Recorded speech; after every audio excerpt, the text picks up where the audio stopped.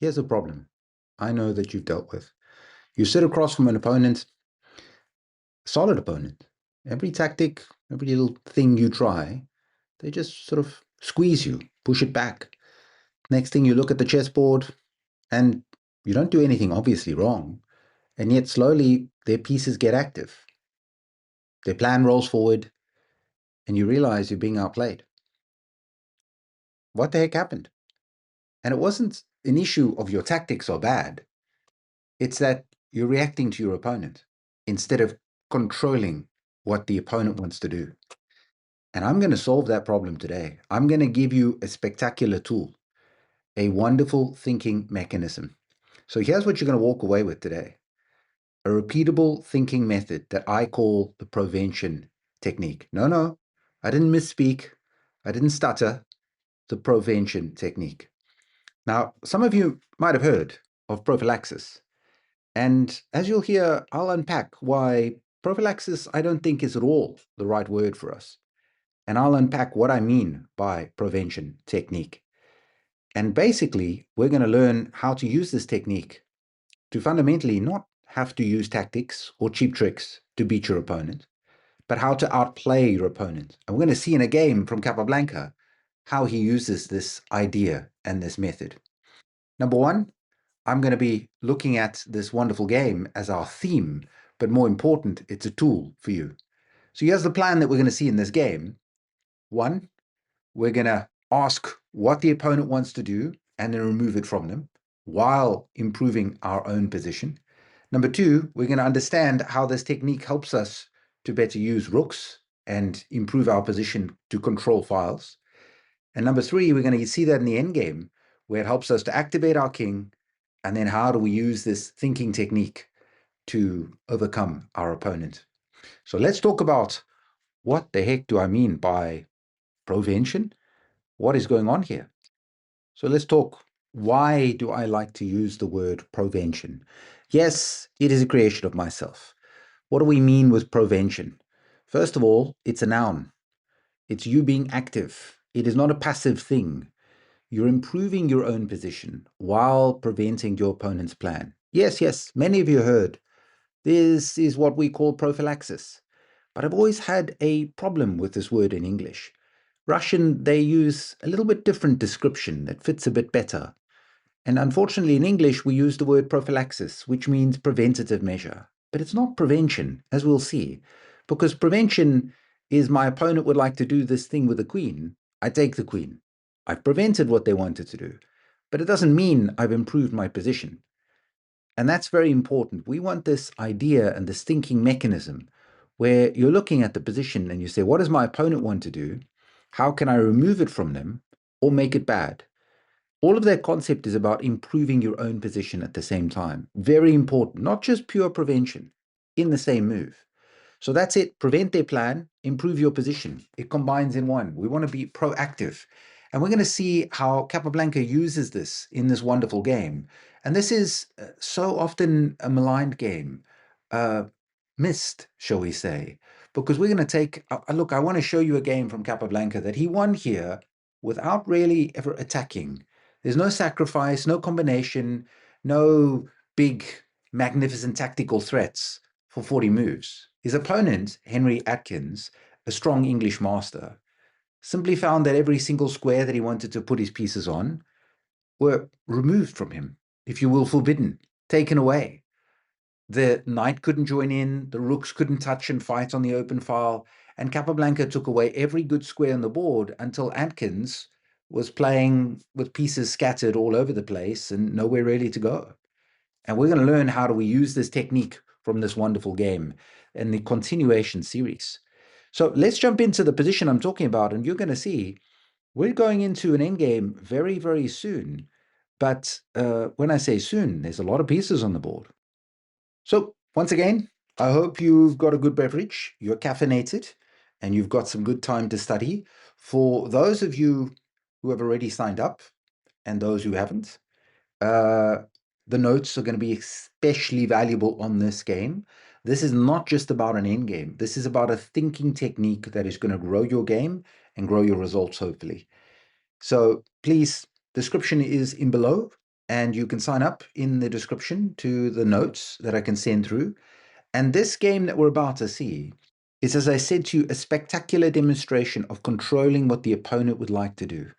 We have here Endgame 35 from Chernev's wonderful book of Capablanca's best chess endings. What? But how can this be an endgame? 1, 2, 3. There's so many pieces on the board. The queen has been traded off and one minor piece each. How can we talk about an endgame? And that's why I want to use this game as a spectacular demonstration for you of what is Provention. And I want to change the lexicon that we use in the chess world. Prophylaxis doesn't cut it. It does not change your perspective. I want you to try and use this terminology. We're not just doing prevention, it is provention. You are being proactive while preventing what the opponent wants to do. So let's take a step. The opponent has just played bishop to d2. What is going on? Well, actually, black we would describe as being a little bit better. Why? Because already they've got a little bit of pressure. This has come out of a caro-kann defense, and the caro-kann is very much a French defense 2.0, in improved French. Why? Because there's no bad bishop in this case. Normally in the French, there is a bishop trapped inside of this chain. Capablanca earlier was able to trade this off. So this is, of course, a bad bishop. Pure wonderful definition. Why? Because these pawns are stuck on the same color as that bishop. So all these little themes tie together, giving us a certain amount of planning. Now, I think that had Capablanca played this game closer to his World Championship match, I think he would have approached this a little bit differently, because for those of you that are smart and following, in this case, you would remember this type of pawn structure from Lasker and Capablanca in their World Championship match. And in that case, Capablanca put the knight on f5 with the idea that he played h5. So that would be the plan here. Play h5, put knight on f5, and attack the opponent's weak pawn. But Capablanca here applies this wonderful prevention technique, proactive prevention. And the way we use this is very simple. The moment your opponent moves, ask what and why. Why did my opponent play bishop d2? What does it do? Ah, okay. He would like to play knight a5. He would like to potentially play bishop a5, but he wants to trade off on that side of the board. Capablanca says, nope, nope, I'm taking that away from you, and at the same time improving his position. So he plays pawn to a5. Now this is very important. Prevention would be the move b6, which is not bad at all, but it's not quite improving the position. Because with pawn to a5, notice Capablanca takes away what the opponent would like to do, while at the same time improving his own position. Very instructive as we look for these themes. So the opponent plays rook a to c1. Again, Capablanca takes the viewpoint of what is your plan of action? Why are you doing this? Well, of course, it's about this ability to land in on this square on c5. So he says, no, thank you. I will take that away. This is a little bit more of preventative measure. So when we can see this type of thinking, it's not always improving our position, but if we can improve our position, that is a spectacular merging of two things at once. So here at this stage, the opponent, now sort of struggling for a plan, decides to play a4. The reason for that is he himself doesn't want to see black push up here and the problems that that would involve. So a4, and again, what are we doing to grow our position here? Well, we need to mobilize these pieces over here. Currently, our bishop can't get out because of our knight. So why can't we move our knight? Well, because of this rook. And this is something interesting. I said to you earlier, black is a little bit better. But how can this be? White is fully developed. They've got all the pieces in the game. They have more space. Well, this is very important. What is white going to do to improve their position? Not much, actually. That's part of the problem. You see, white has a bit of an issue. They are forced into protecting this pawn, and it's not a huge detail right now, but it is the only weakness on the board. Black right now doesn't have to defend any pawns. Also, the center's closed. When the center is closed, your lead in development doesn't matter as much as the quality of the pieces and where they get put. So at this stage here, he simply plays king d7. Wonderful move, using the fact that the center's shut so that his king can sit here in the middle. And I want you to remember that theme. It's really valuable for you in your games. If the center's closed, the king can stay in the center. And this is why we call this a closed center, because these pawns are blocked. There is no movement in the center from those pawns. So now the opponent plays knight to c3. And once again, we get Capablanca's approach. What does my opponent want to do? How can I prevent it, make it bad? And that's what he does here. He plays this move, knight a7. Absolutely wonderful chess. Now, is the move super strong? No, but it's a real problem for the opponent, because suddenly, if they were to play knight b5, he's made this bad. I want you to see that it's not prevention. And notice the unfortunate limitation in the sentence that I have to use, make it bad. So we don't take it away. We say to the opponent, be my guest. Go ahead. I dare you. Knight takes, pawn takes, and suddenly a4, the opponent's knight, is getting kicked to a miserable location of a1. What a hideous situation. Wonderful situation for Capablanca. So I want you to see what we're talking about here in this case. Look at the wonderful ideas. Simply says to the opponent, I see what you're going to do, and I am taking preventative measures in this case. So in this situation, king f1, knight e into c6, and now they simply go king to e2. Okay, rook to c8. Now the opponent plays bishop to e1, and already we can start seeing the cumulative effect of Capablanca's work, because now white doesn't have really good ways to improve the position. This, by the way, is a dream French defense or a dream advanced caro-kann. Why? Because black has this pressure on the center. Black, as we will see in future, has the ability to play f6, applying more pressure onto the center. And this is fundamentally the goal. When white established that big center, it gave them space for their pieces. But black was able here to turn that center into a liability, because now the white pieces have to protect the center. And that is, by the way, the conflict in the French defense and the caro-kann. You're learning so much about this here, where this is now a successful situation for black, because white's pieces are burdened by the center. Black is not cramped by their lack of space. They're able to mobilize. So that's what he does. He plays bishop e7. And white can't come up with good plans. He plays knight to b1, not the best of ideas. And here again, let's understand what white should have done. And this is going to be great, because Capablanca will take it away from the opponent. So here the opponent should be trying to play f4 and getting this break in with f5. Why? Because if you look at the center pawns point to the king side, demonstrating that that's where white should be playing to have that bit more space. And if we look at the effect, this pawn is stuck on e6, meaning so many things have to shuttle through on this side of the board if black has to play on the king side.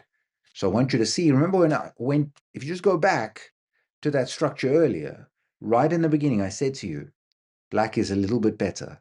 And this is why. Because if play happens on the queen side, black is happy and okay. Right now, white is struggling to make play happen on the king side. This should be the plan. So instead, he plays knight b1 because he's not really sure of what he's doing. He's finding it such a tough time because everything he tries, Capablanca takes away from him. So in this case, Capablanca does the wonderful preventative measure, f4, he plays f5, because the opponent in future wants to go and play here. Very much, by the way, yes, we could call this more preventative than preventative. I think the important thing is black wants that bit of space on the side of the board, and it does certainly help him. The other move he could have played would have also been interesting, to go g5. Why it's useful is because we'll see that black is actually happy to start activities on the king side. Why are they starting to play on the king side? Well, the more things they force white to defend, the better it goes. Simply g5. Boy, this is now becoming a bit of a problem here, because the white pieces can't find good squares. So the opponent, needless to say, says, no, no, no, no, I'm going to take here. I'm going to play en passant. So some places on the internet believe that en passant is forced. So that's not, of course, completely true. And I think in this case, it's not the best of decisions by white, because now suddenly bishop takes, and there is extra pressure onto d4. Notice what I said there. He played f5, and it helped him to improve his position. Very, very important. It is not just pure prevention. Pure prevention, sometimes your position can become quite passive. Why? Because you're trying to just stop what the opponent is doing. And it's a very useful tool if you're up material to focus on that. But really, the number one goal is the ability to take away, prevent what the opponent wants to do while proactively improving your position. And now I want you to see, it's not prophylaxis. Prophylaxis is underestimating what we're doing. It's not just a preventative measure. We are improving our position at the same time. So bishop to c3. Now in this position, Kappa decides he wants to now take over the c file. Okay, how the heck are we going to do that? What is our planning and play that we're looking for in this case? Well, in simple terms, first of all, our worst placed piece is the rook on h8. It's not contributing. And what is most important for us to realize is this is the only game in town right now. Why? Because it's the only open file. Yes, this is a semi-open file, and this one is a semi-open file for white. But the open file, if we can grab that on the queen side, that is the game, as we're going to see. And this is where Kappa sets off on this plan. He takes the viewpoint that if play happens on the queen side, he's happy, because he can easily get all his pieces onto that side of the board. Now, I don't believe that's the only way to play it, but it's a nice plan. Knight b4. Wait one moment. I said to you he's going to fight for the file. How does this help for the file? We're about to learn. Remember in the introduction, I said to you we're going to learn how do we use this preventative thinking technique to take over files. Well, let's understand. For the opponent to compete on the file, his rooks need squares on the file. So what we want to do is prevent the rooks from being able to occupy those squares. So therefore, we want to take away c1. I think you can see what it is we want to do in this position. We are going to play knight a2. We're going to kick their rook away from the file. Now, first things first, the opponent, if he'd captured, we, of course, would take back with a pawn. And now, if he wants to simplify a little bit more, rook takes. Rook takes, I want you to see the problem that they've had the whole time. Look what Kappa does. Remember in the endgame, plan number one, attack your opponent's weak pawns. The reason for that is to tie down the opponent, to diminish them. And here you can see the negative for the opponent, because now if he goes rook c1, thanks very much, we simply win material, we capture, and bishop takes d4, and we've won. I want you to see that theme, by the way. So valuable, so very important in these cases. Put pressure onto those pawns. That is the idea, because you want to tie down the pieces, making them less. So the opponent doesn't want any part of this. He says, no, thank you, I'm not interested. So he decides to play, in this case, his bishop back to d2. Okay? So why? Why is the opponent playing this move? Well, in simple terms, if we understand things, he would like to simplify rooks. He wants to trade, put the other rook on the file, and if he can, trade off. That is his goal. So Capablanca says, no, thank you. I'm taking proactive measures to stop that while improving my position. His worst placed piece is now that knight on a7. He brings it in onto c6. So there's also a threat. The pawn is in trouble. So the opponent plays bishop e3. And what do? Knight a2. I want you to see a great theme. When you want to fight for the file, number one, you want to occupy the file. Number two, you want to dominate the file. And how you do that is to try and take away the opportunities for the opponent's pieces to compete on the file, which is so very important. And we want to do that in this case here. So this is great. We're taking away some squares from the opponent, making life, shall we say, very difficult for them. And now in this scenario, the opponent plays rook to c2. Thanks very much. He now prepares to double. Why? Because the opponent is not in a position to fight. Notice we also, wonderful technique, we don't take the file until we're ready. I would also see nothing wrong with knight b4, by the way, but Capablanca just follows good technique, taking away all the options from the opponent. Rook h to c8. Oh, but now the opponent can play knight b5. Wonderful. Yes, knight b5 is great, because now it attacks the rook, and our rook has to move in this position. Put in the chat below. Let's use the first one to put it out and use it in this case. Knight b5 is a blunder. Capablanca has set up his opponent using Provention. Notice he does not stop knight b5. This is very important. He sees the opponent wants to play knight b5, and he says, I got you. I got you. I'm going to take that away from you while improving my position. It's not a case that Capablanca simply missed the move. Not at all. He is, in this case, preparing to punish it. So the opponent says, well, let me get my rook out of here so I don't get into all sorts of trouble. Rook c to d2. And now, once again, Capablanca says, you know what? I don't want to see this knight arrive on the square. I'm going to play knight a7. So, fine. Now the opponent kind of gets stuck for moves, decides to play rook d3. Capablanca improves the knight. The rook has to drop back in this position. And now we see some of this very interesting patience again from Capablanca. He wants to ensure that this knight move is not a drastic problem. He also doesn't want the opponent to play bishop f4 and gain time on the rook. So he instead plays this move rook c6. Now, this is quite interesting because if the opponent then plays bishop to f4, Capablanca has the time to then play g5 and tell the bishop, hey, you have to make a choice as to what you're going to do. So the opponent doesn't move the bishop at all. He plays rook b1 because he's really struggling. I want you to see this. It's so challenging for white to come up with an active plan. So what should we do now with the black pieces? Where should we be playing? And Capablanca comes up with a very nice step here. He decides to play bishop to e7. Why? Because he says, look, this is my opponent's worst place piece, and I think that it would be their best idea to improve it by playing it this way around. So he doesn't want to allow their trade, and if the opponent now plays this move of bishop to f4, he says, I'm going to strike on the other side of the board. I can then play rook f8, leaving the opponent with some real problems.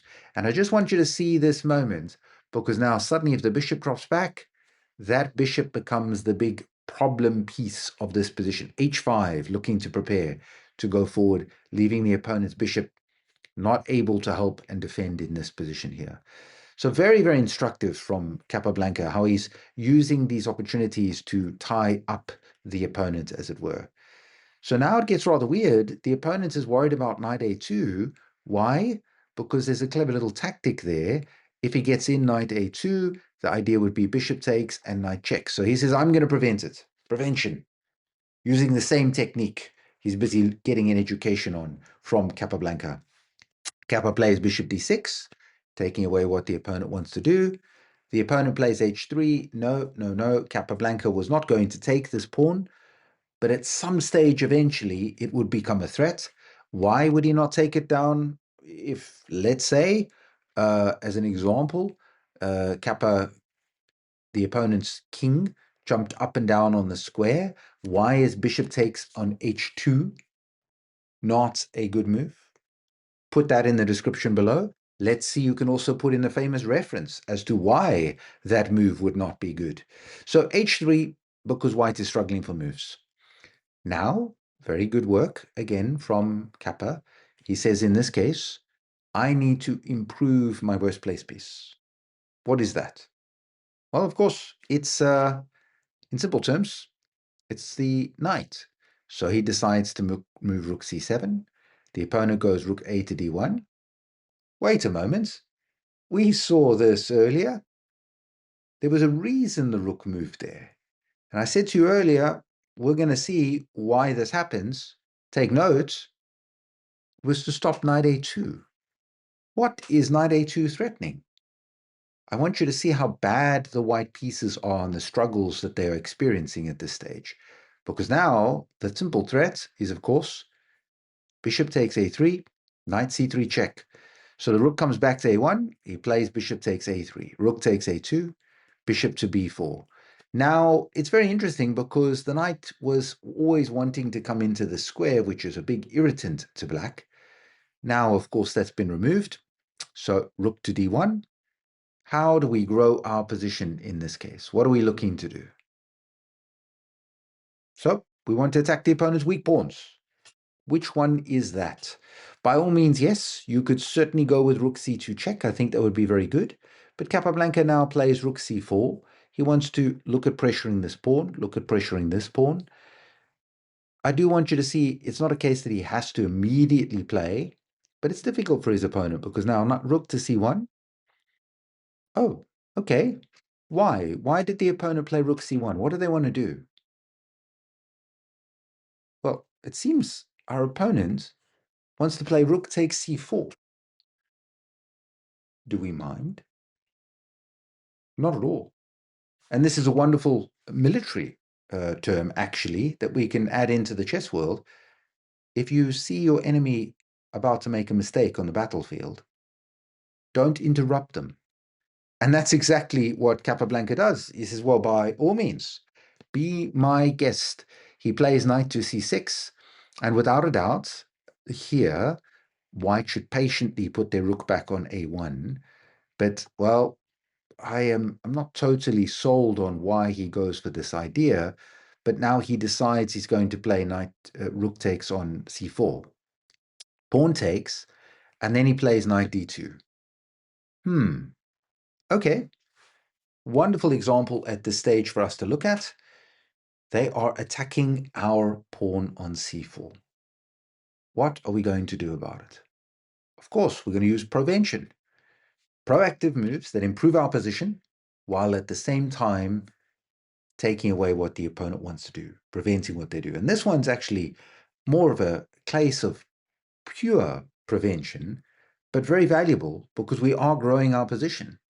Remember earlier I said to you that they have this bad bishop, and it's forever been a bad bishop because this pawn has been fixed here, continually attacked, tied down. I hope you are seeing that in this game, how Capablanca has just left that bishop on the board, has not traded it off, and given a real chance for it to trade. So yes, we take that knight. Why? Go back to some of the earlier ones, go back to the notes. Knight versus bishop. This knight is going to beat up that bishop in a big way. Why? Knights love weak pawns. Knights need outpost squares. They've got it. The knight has got d5. The knight has got b4. d4 is weak. And also, when we talk the fight of knight versus bishop, generally what tips the scales is the side with the better king. Quickly tell me, whose king is better here? It's very clear that it's black's king. Its ability to run straight into the middle is massive. Also, take a step back here. If you are happy to trade, try to get your opponent to trade for you. That's absolutely wonderful. The opponent wanted to trade. We said, by all means, be our guest. Look how he's helped us, because now suddenly we have this outside majority of pawns. Our king has the ability to run up and target in this case. Absolutely wonderful. So the knight moves back. We destroy the knight, which was their best piece that was left behind. They took with the king. Thank you very much. The king runs in. King c3. King to d5. Okay, now the opponent plays here rook a1. Okay. How would you play? What would you do to approach this position? Because it's one of those positions where it's not immediately clear how much better black is, but we are very much in the better situation. I'm not completely sold on Capablanca's move, but it's a wonderful demonstration again where he says to his opponent, you're worse. You don't have a good way to improve your position. So he simply plays g6. Why? Because in future, he doesn't want any ideas of bishop here and attacking this, anything along those lines. And simply he says, my opponent doesn't have any good moves. So now the opponent plays f3. I think he should be more patient, maybe just move the rook around. And now Kappa's going to have to show us an active plan. Where should we be playing? Well, let's get back to our plans. Plan number one, attack the opponent's weak pawns. Good, we're doing that. We're attacking d4. Okay, Can we win d4? No. But refer back to the notes and go through some of the previous videos. The principle of two weaknesses. We know we cannot win by just hammering on that one weakness, because whatever we put on it, they will put the same. And generally, you cannot just win one weakness. So we need a second one. Where is the second weakness? b2. Yes. Why? It's this backward pawn over here. And this becomes very important for us to look at and understand, where we want to target that pawn. We want to play on the queen side. So the question is how? How do we play on the queen side? We have 3 versus 2 on that moment, on this side. So we're going to use that. We're going to use the majority now to cause the problem. We go rook to b8, preparing to open the file for our benefit. This is a pawn break. What a spectacular game of so many strategic themes. You'll see when we get the notes out, so many strategic themes you can look and learn. And this is a big one I want to highlight here. The idea of the pawn break to open up the file for our benefit. Very instructive. So the opponent plays rook to a3, we play b5. Well, I have to take now because the pawn's marauding forward, rook takes. We can see why they played rook to a3, because rook b3 check was going to be a problem. So the bishop drops back on f2. Okay, again, how do we continue? We've attacked d4, we're not winning that. Well, b2, we want to attack it some more. How do we get at b2? What else can get at b2? I want you to see that thinking in your head, thinking about where's the weakness? How do I pressure the weakness? So the knight goes to b4. We're going to jump into d3, and the opponent has a real drastic problem, so he plays b3 himself. Oh, okay. Do we mind in this case? Not at all. Pawn takes b3. First and foremost, rook takes is a massive mistake. Why is that in this position? What are we going to do in this one? And this is really very instructive. It's all built around, if we took off rooks, who stands better? Black all day long. We have the outside pass pawn. We have the better minor piece. We have the better king. So we force it off. We are going to play knight check. The king has to get himself out of the way. Rook takes check. King takes here. Knight to c1 check. All pretty much forced. The king moves round. Thanks very much. Knight e2. Bye-bye pawn. The weakness will fall because the knight is too strong, and there is an ability to hit a second weakness. Since if king to d3, put it down in that description, how do we cash in this case? Remember the knight, it loves weak pawns because it provides weak squares for the knight to jump onto and targets. So tough defense, and after pawn takes b3, his opponent plays king takes b3. Now this looks preposterous. What are we supposed to do about this moment? And I do actually think this move of king takes b3 caught Capablanca completely unawares. I suspect he was so shocked, he originally thought, oh, knight check, and well, I'm just winning a piece. Now suddenly when his opponent played the move, well, what's the problem? What are we supposed to do here? And Capablanca couldn't actually solve this. It was quite entertaining, as we'll see. By the way, let's have a look. Knight d3 check. It does actually win, but Kappa missed the reason why it wins, because he thought originally, oh, I'm taking the bishop. Oh, but then he discovered that the king goes to a4 with a counterattack in this one. Well, if Kappa had calculated just a little bit deeper, he would have discovered that, well, actually, rook to b2 with this cleanup operation is a little bit too much and is a winning ending. So I think he was caught a bit unaware, but also something that Capablanca, as we know, hopefully you've seen with all of these videos, well, he doesn't like tactical solutions unless it's very one-sided. He doesn't want to complicate the matter. So he plays here knight c6 check, which now actually allows his opponent to get a little bit back into the game. But king c3, rook b1. I wouldn't say now that Kappa's grown his advantage. So it shows that sometimes, well, we should not overplay our opportunities, or shall I say, miss the opportunities that we have. Sometimes we want to be a little bit too surgical and not worry about the brutality of tactics. And here, certainly Capablanca should have been a little bit more forcing. So rook to a4. Now we get rook to c1 check, king to d2. And Kappa's got his opponent again, because why? What is the idea that we've done in this case here? Well, it's very simple. Go after the weakness, the weak pawn, rook c4. Now the opponent is stuck because he cannot trade since rook takes, king takes, and now the weakness is so very telling. He can't defend it because black's king is too strong. So the opponent here has to play his move rook a1. Now, a question to you. Should we play knight takes d4? I mean, the pawn is weak. Aren't we going to win it? No. Don't trade your pawns for their weaknesses. You want to win their weaknesses. Very important. So we simply push pawn to a4. Wonderful. Now the rook goes to a2. And now what are we going to do? Once again, we can take that pawn. It's good for us. We're winning a pawn. Well, I think Kappa gives a really instructive one here, which is we want to win the trades. I say it again and again in the notes and in the video series. I hope you can start picking up on this theme. What do we mean by win the trades?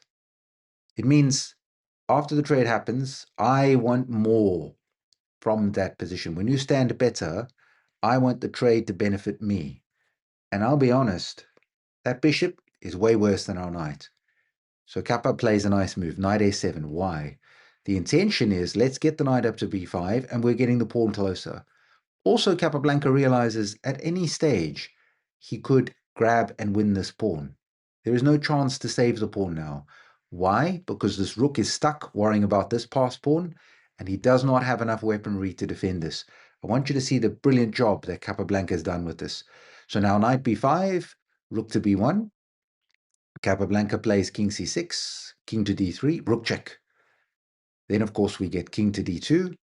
How should we continue? Well, we have a problem. We would like to get our king into the action. We would like to get our pieces moving. But of course, the opponent's rook is causing trouble here. So we take preventative measures where we simply play rook b3, closing the file, and in this case also improving our position because of the threat of the rook invading on the 7th rank. So the opponent plays rook c1 check. Capablanca now takes a wonderful decision. We would love to play up here to b5, but unfortunately to d5. But unfortunately, we have to worry in future about rook c5 check. We have to be kicked around in this position. The series of checks are going to be a problem. So Kappa simply drops his king back. And now the game has changed. Why?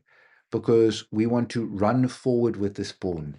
By the way, as we'll see, there is no opportunity for him to trade rooks because that outside pass pawn is just too strong. So very instructive from Capablanca here. Rook c2. Okay, I'm going to play a3. Preparing to push and get this rook into the side of the board. Very nice from Capablanca. Bishop g3. Now in desperation, he offers us this pawn. Are we going to take it? Let's ask why.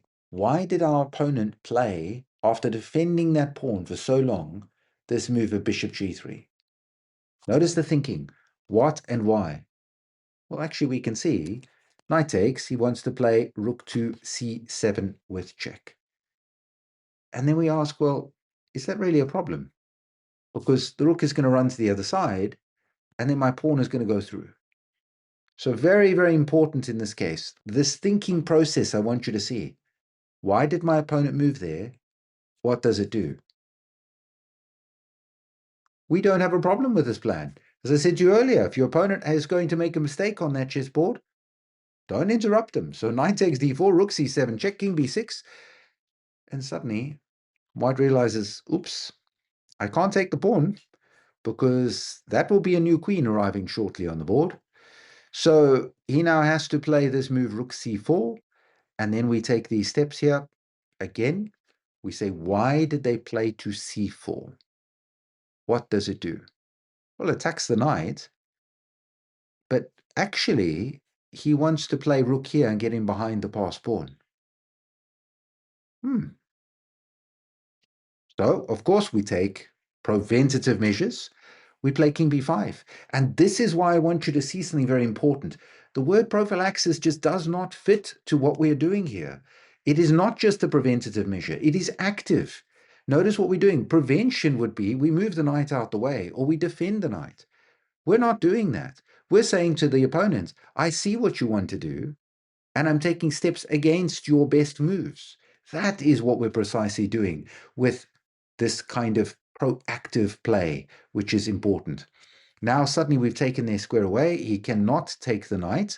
Notice what we've done. We've made rook takes d4 bad. We didn't prevent it. We've made it bad. We've said to our opponent, go ahead, take it. I dare you. And now we crush them because we play a2. They don't have this move in this case. And I want you to see their thinking. It is a spectacular skill if you can develop this thought process in your game of saying, what does my opponent want to do? And how can I make it bad? I want you to see that. Very, very important. Prevention, preventative measures. Absolutely crucial. King b5, rook to c8. Now, once again, we take these steps. We see why is the rook coming here? What is their goal? Well, they'd like to go check, but more importantly, he wants to get in behind. So we stop this. Here he takes the step of playing knight c6. There is no rook here, and he has to be so careful. We are setting up to get our knight onto a5. So the rook goes across. We simply go check. Now the king moves to e3. And then Capablanca being Capablanca, he plays simply rook takes g2 because the bishop is in trouble. And now after bishop f2, once again, the end of the game. I hope it sticks in your head. Prevention. My opponent would like to play rook takes a3. How can I take it away from them while making it bad? What can I do? Proactively preventing their move. So I want to improve my position while removing the threat, while removing the opportunity. But notice, we're being smart about it. As we saw earlier, when we gave up the knight on d4, we don't stop them. We say, go ahead. We just make it bad. And that's the spectacular move, knight b4. Yes, because the point is, of course, rook takes, we go knight check, and now the opponent actually resigns. Why? Well, in the simplest terms, we're threatening a2 and the pawn is running away. Notice a2, knight check, promotion is in trouble for the opponent, absolutely crucial. We're also setting up knight a6, push pawn, go get a queen in this position. There are so many problems. The opponent, completely paralyzed, resigns in this position. A great example of this theme. So I want you to see this is absolutely spectacular. This is not just prophylaxis. It is not just a preventative measure. It's this expansion. And I want you to see to expand your thinking, to expand the ideas. When you have this idea, I want you to see that here, this is not a win from Capablanca because of a sacrifice, because of this huge string of tactics. No, it's built by that earlier moment of simply removing the opponent's ideas and their best plans, but at the same time, improving his position.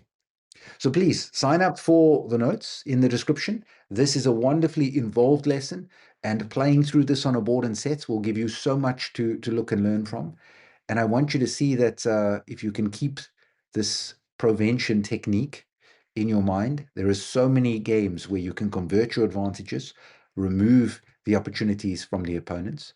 And, if you keep getting slowly outplayed in quiet positions, the games where you see nothing seems to go wrong, I think it's important just to assess your thinking and your patterns, which is absolutely crucial. So my question for you, you can put in the comments, across the whole game, which single white piece did Capablanca actually hurt the most with this technique, and how? Put it in this case here. I want you to see, I want to see, who's observing what, who's picking up on these themes. So I promised you a method, the Provention Technique, and I want to put that into the chess lexicon, get that understood, because it's so much better to adapt our thinking. And of course, I'm not the one who created the concept, but I am the one who pushed this word, just so you can better understand that you proactively take preventative measures. And it's 4 steps that we've seen here. Number 1, The moment your opponent moves, you ask what and why. Why did they move there? What does it do? The second one is take steps to actively remove what the opponent wants to do. It's not always possible, but just that thinking allows you to control the game and remove so many possibilities from the opponent. Spectacular, but improve your position. Then we can see the next two parts that was so important in this game by using this thinking technique, how he was able to take control of the file, dominate the file, kick the opponent off the file, and get that done. And then, of course, finally, the importance of getting that king into the game and working with this theme. So many techniques that were picked up and absolutely wonderful to go with. So I hope you can take this, adapt this, and use it in your own games and try and find these sort of measures where you can proactively prevent what the opponent wants to do. And then join me in the next game, game 36. By the way, this is the one of the most famous endgames of Capablanca of all time, and it's going to teach you how you handle rook and pawn endgames. It is going to teach you the number one most important thing in rook and pawn endgames. And certainly at the time when Capablanca played this game against Tartakova, boy, did he stun the chess world, and it really does transform how we think about rook and pawn endgames. So join me in the next one.